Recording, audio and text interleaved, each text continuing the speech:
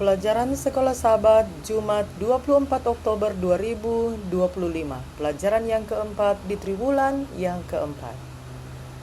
Pendalaman. Bacalah tulisan Ellen G. White dengan judul Jatuhnya Kota Yeriko dalam Alfa dan Omega Jilid 2 halaman 91-104.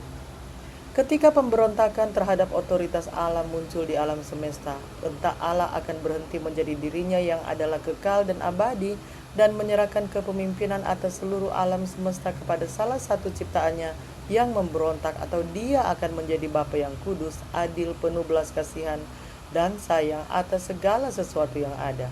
Alkitab menyajikan gambaran yang kedua, dan dalam hal ini benturan antara kekuatan jahat dan kuasanya tidak dapat dihindari. Ketika kekuatan politik atau sosio-historis yang terkait dengan kekuatan kosmik yang kacau dan memberontak menunjukkan sikap menantang yang sama terhadap Yahweh, Dia sebagai Tuhan yang berdaulat atas alam semesta turun tangan.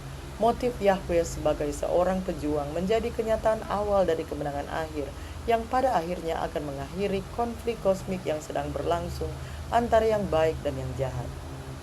Wahyu 20 ayat 8-10. Selain itu, peperangan ilahi Israel tidak hanya mencerminkan sekilas konflik kosmik seperti dalam cermin, tetapi juga merupakan bagian yang tak terpisahkan dari kontroversi yang sama yang mengantisipasi penghakiman Allah di akhir zaman dalam lingkup sejarah saat ini.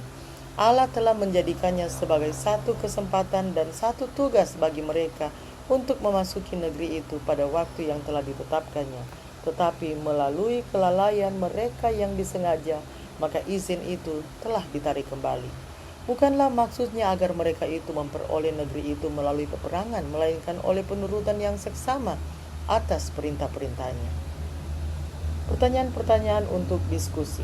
Pertama, bagaimana latar belakang konflik kosmik membantu Anda untuk lebih memahami Tuhan yang memerintahkan Israel untuk berperang?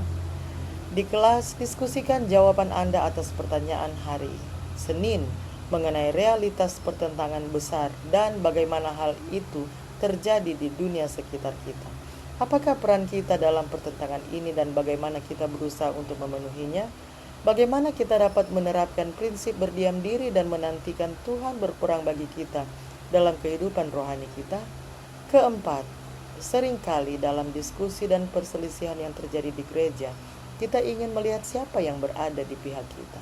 Bagaimanakah seharusnya kita mengubah sikap kita berdasarkan Yosua 5 ayat 13-15? Demikianlah bacaan pelajaran Sekolah Sahabat Jumat 24 Oktober 2025.